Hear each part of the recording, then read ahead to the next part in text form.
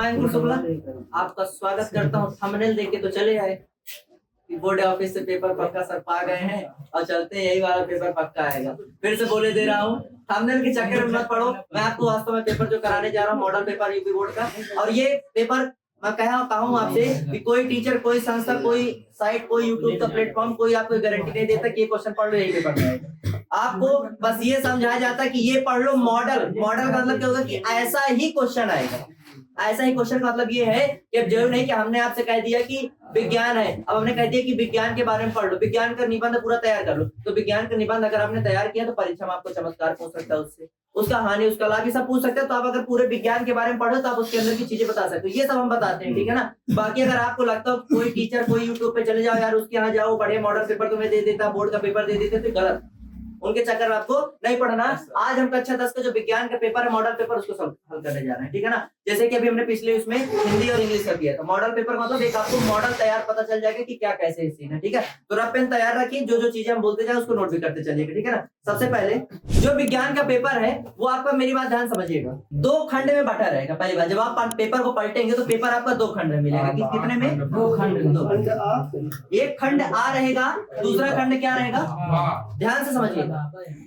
एक खंड आ, दूसरा खंड आ और बा में अंतर क्या है? ये जो खंड आ वाला है, आज 2-3 साल से ऐसा फॉर्मेट, मतलब ऐसा बना रहे हैं मीडियम कि जिस मीडियम में क्या हम देख रहे हैं कि चाहे जिस सब्जेक्ट का पेपर हो, उस सब्जेक्ट में शुरुआती जो हमारा सेक्शन रहता है उसमें 20 क्वेश्चन आपके बहुविकल्पी दे दिए जाते हैं हर बार। चाहे जिसमें अभी हमने हिंदी का देखा था, अंग्रेजी का देखा था, आपके क्या देखने को मिल रहा है कि 20 क्वेश्चन हर बार आपको कैसे देखने को मिल जा रहा है, बहुविकल्पी। बहुविकल्पी का मतलब ये है कि जैसे भैया सुनो, जैसे अक्सर क्या होता था कि कोई बच्चा ऐसा है कि साल भर कॉपी नहीं उठाया। अब साल भर कॉपी नहीं उठाया तो उसने क्या देखा कि यार अब हम परीक्षा में जाएंगे, वहां प्रश्न लिखने को आएगा, क्या लिखे, तो प्रश्न उतार देते हैं टीचर। जैसे होता है ना कि बगल में टीचर, अक्सर मेरे साथ हुआ, आपके साथ हुआ कि जब कुछ नहीं आता बगल में टीचर जब ऐसे आके खड़े हो जाते हैं, इस तरह काफी देखने लगते तो जब पेपर पढ़े लागे कि टीचर की ना लागे नहीं आता, फिर नहीं 3 तक खींचे खुंचे लागते, ठीक है ना, टीचर की ना लगे। इसलिए 20 क्वेश्चन जो बहुविकल्पी वाले रखे गए, इसलिए रखे गए कि 20 क्वेश्चन आप टिक तो मारना है, तो आप उसको टिक मार के गलत या सही, कम से कम गलत भी लिखोगे चाहे सही भी लिखोगे, लेकिन उसको आप कॉपी में लिखने के लिए आपके पास कुछ ना कुछ मटेरियल सरकार आपको दिला रही है। 20 के बाद अगर आपको आ रहा है लिखने वाला तो लिखिए, नहीं तो कोई जरूरत नहीं। लेकिन ना किसी को लगे कि 20 क्वेश्चन करके हम पास हो जाएंगे तो भैया ये आपकी बहुत बड़ी नहीं, बहुत ज्यादा बड़ी भूल है। आप बिल्कुल फेल हो जाओगे, घर में आप दोबारा आपको 10 का पेपर देना पड़ेगा। तो चलिए इसमें आप क्या देखेंगे, 20 क्वेश्चन आपके कैसे रहेंगे, बहुविकल्पी। लेकिन ये जो सेक्शन है, ये सेक्शन में आपको 3 पार्ट मिलेंगे। मेरी बात ध्यान समझना, 3 पार्ट मिलेंगे, और तीनों पार्ट में ऐसा मत सोचना कि आपका एक में लेटर आएगा, एक में आर्टिकल आएगा, एक में विज्ञापन आएगा। विज्ञान का पेपर है, कोई आर्टिकल लेटर रिपोर्ट नहीं आएगा। तीनों खंड में, मतलब तीनों पार्ट में आपको प्रश्नोत्तर रहेंगे। बस प्रश्नोत्तर की कैटेगरी क्या रहेगी, जैसे ऊपर नीचे, इस एक में मान लो 2-2 नंबर के रहेंगे, किसी में 3-3 नंबर के रहेंगे, किसी में नॉर्मल क्वेश्चन रहेंगे 4-4, 5-5 नंबर के। तो उन कैटेगरी को बांटने के लिए उनको खंड बा में रखा गया है। कितने सेक्शन इसमें बांटे गए हैं? 3 सेक्शन। तीनों में फिर से बता दे रहा हूँ, तीनों में आपके प्रश्नोत्तर ही रहेंगे, कुछ अलग से चीज विज्ञान के पेपर में आपको नहीं मिलेगी। पहले वाले में आपको 20 बहुविकल्पी के बाद इसमें आपको पूरे में लिखना रहेगा, और तीनों में आपके क्वेश्चन आएंगे, किसी में 2-2 नंबर के क्वेश्चन आएंगे, किसी में 4-4 नंबर के। तो हमारा पूरा जो टारगेट है, इन क्वेश्चनों के बारे में बात करते हैं। इसमें जैसे बहुविकल्पी में आपसे क्वेश्चन पूछ लिया जाएगा, जैसे बहुविकल्पी मान लो इसमें क्वेश्चन जो आपके मॉडल पेपर में मान लो 1-2 क्वेश्चन है, मैं आपको बताता हूँ। जैसे कि एक क्वेश्चन मान लो इसमें दिया है कि जो दंत विशेषज्ञ हैं, जो डॉक्टर होते हैं, दांत वगैरह की जांच करते हैं, तो दांत को देखने के लिए किस लेंस का प्रयोग करते हैं? अब अवतल लेंस का। अब आप खट से टिक करते हैं अवतल लेंस का। जो दाढ़ी वगैरह बनाते हैं, किस लेंस का प्रयोग करते हैं? अवतल। गाड़ियों के लिए जो साइड मिरर लगा है तो उसमें क्या लगा होता है? इस तरह के प्रश्न आपके बहुविकल्पी पूछे जाएंगे। आपसे पूछ लिया जाएगा, ये बताइए जो शक्ति है, शक्ति का मात्रक क्या होता है? ठीक है, मात्रक पूछ रहा हूँ, शक्ति को प्रदर्शित नहीं करने पूछ रहा हूँ, ठीक है ना। वो आप लोग, शक्ति का मात्रक होता है वाट, ठीक है ना। आपसे पूछ लिया जाएगा, ये बताइए बल का एक मात्रक क्या होता है? न्यूटन। तो बल का कोई एक अतिरिक्त मात्रक और बताइए। अब आपको पता है कि F बराबर फार्मूला क्या होता है? M इंटू ए। यम का मतलब क्या होता है? द्रव्यमान किसमें नापोगे? केजी में। किसमें नापोगे? केजी में। ए का मतलब नाने से पढ़े, चलो नाने से 9 से पढ़ा, 9 का नाने निकल गया। ए का मतलब क्या होता है? त्वरण का मात्रक क्या होता है? मीटर प्रति सेकंड स्क्वायर। मीटर प्रति सेकंड स्क्वायर, ये तुम्हारा बल का दूसरा मात्रक हो गया। आपसे पूछा जाएगा बल का एसआई मात्रक न्यूटन। अब एक चीज और सुन लो, बल का सीजीएस मात्रक कोई बता पाएगा? बल का सीजीएस मात्रक, देखो मात्रक 3 होते हैं, 3 पद्धति आप पढ़ोगे, एमकेएस, सीजीएस और एमपीएस। एमकेएस मतलब होगा जो मात्रक आपको निकालना हो, मात्रक किसमें निकालोगे? एम का मतलब होता है क्या? मीटर। के का मतलब किलोग्राम, और एस का मतलब सेकंड। इसमें सी का मतलब सेंटीमीटर, जी का मतलब ग्राम, एस का मतलब सेकंड, एफ का मतलब फुट, बी का मतलब पाउंड, एस का मतलब सेकंड। तो सीजीएस जो मात्रक होता है, आज से रट लो, बल का सीजीएस मात्रक होता है डाइन।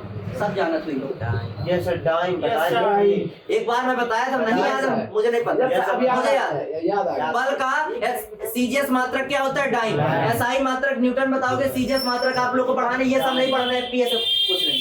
आप आज से जान लो, बल का सीजीएस मात्रक अगर आपसे कोई पूछेगा तो क्या लेके लाओगे? डाइन। आप सुन लो, डाइन के, अब देखो आप दो चीज पढ़े हो, आप क्या पढ़े? दो चीज पढ़े हो, एक न्यूटन पढ़ लिए, एक दूसरा क्या पढ़ लिए? डाइन पढ़ लिए। याद रखना, डाइन तो कभी नहीं भूल सकते।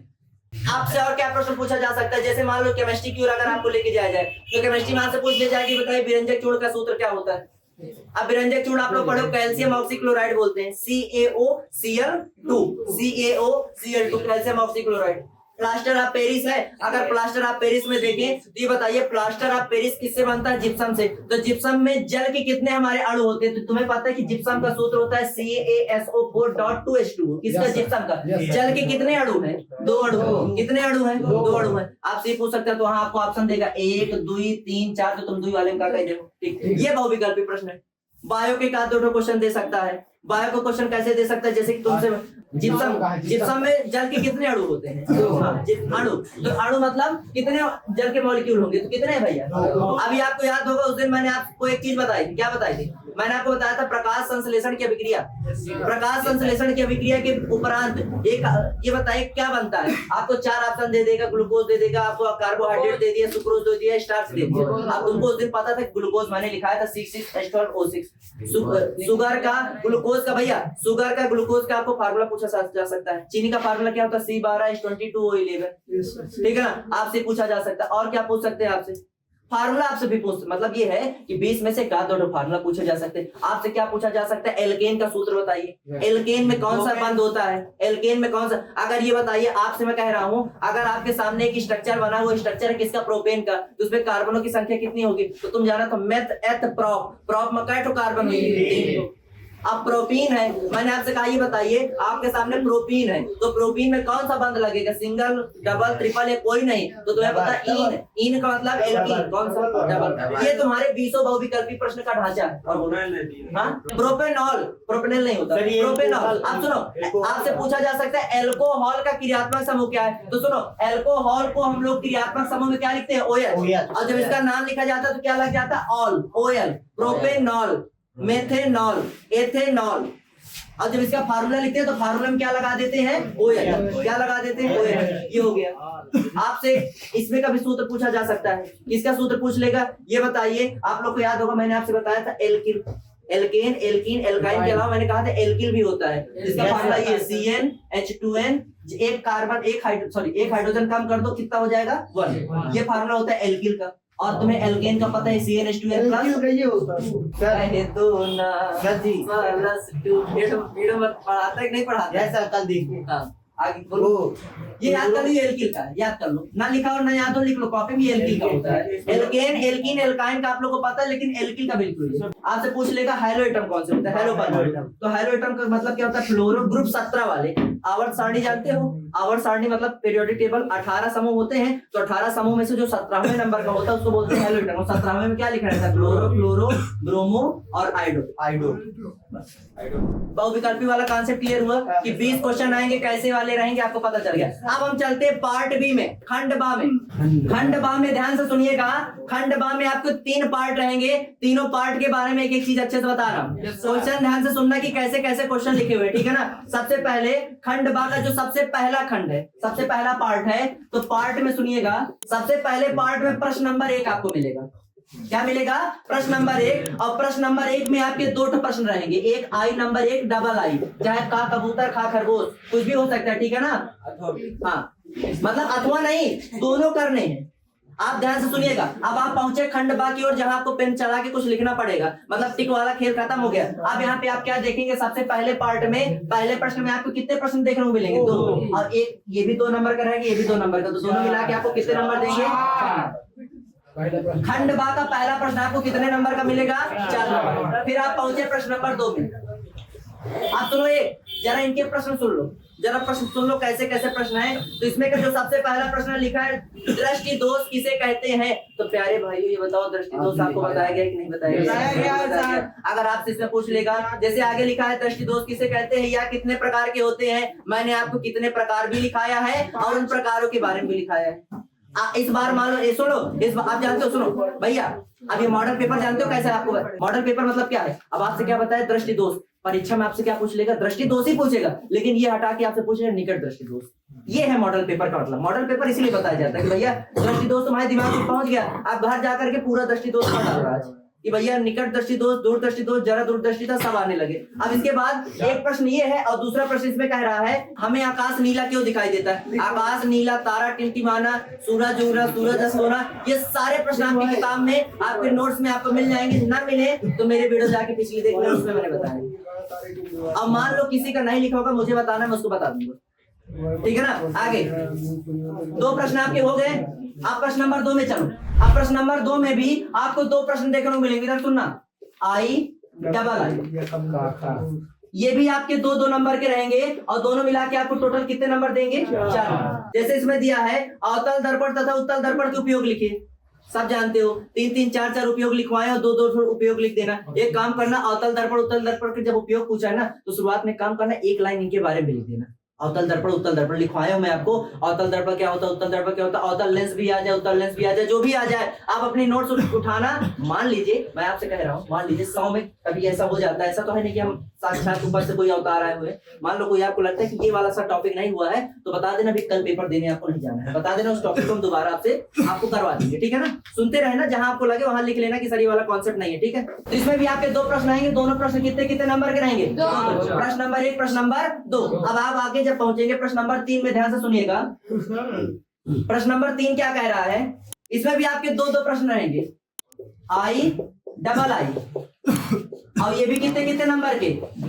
इसमें आपके क्वेश्चन कैसे हैं? इसमें आपके सवाल वाले क्वेश्चन हैं। सवाल वाले क्वेश्चन का मतलब ये है कि जैसे आपसे कह रहा है कि 20 ओम प्रतिरोध आपको सवाल में कैसे देगा? 20 ओम प्रतिरोध, जैसे मान लो मैंने आपको कह दिया 20 ओम प्रतिरोध है, ठीक है ना? तथा विद्युत धारा का मान मैंने कह दिया मान लो 5 है, तो विभवांतर का मान ज्ञात कीजिए। जैसे विद्युत विभव वाला पार्ट हो गया। ये बताओ, अच्छा आप लोग बताओ, भौतिक विज्ञान में कौन कौन से पार्ट में आपको सवाल देखने को मिला था?